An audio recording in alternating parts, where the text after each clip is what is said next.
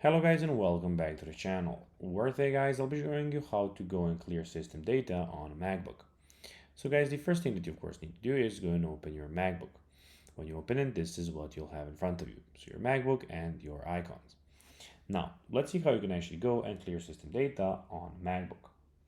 So system data on MacBook includes cache, logs, temporary files, app support files, and other MacBook data that of course doesn't recognize elsewhere. So the first thing that you can do is go and clear your trash. So go and right click on your trash and of course click on empty trash. So I'm just going to show this a second. I'm going to move the camera. So basically this is how the trash will look. Just a second.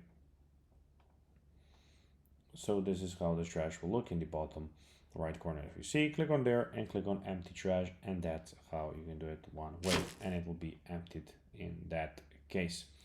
Now that's the first option how you can actually go and of course do it.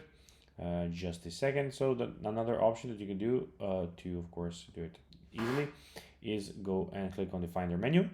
So basically the Finder menu is in the bottom left corner. You can go and find your Finder menu, and then there you need to go and hold the Option key and select Library, and there you can see your cache.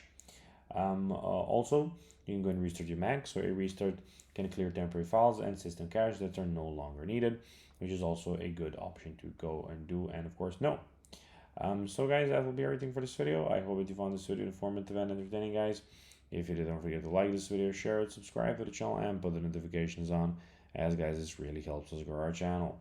That will be everything, and I'll be seeing you in the next video. Until then, as always, until next time, as always, bye guys.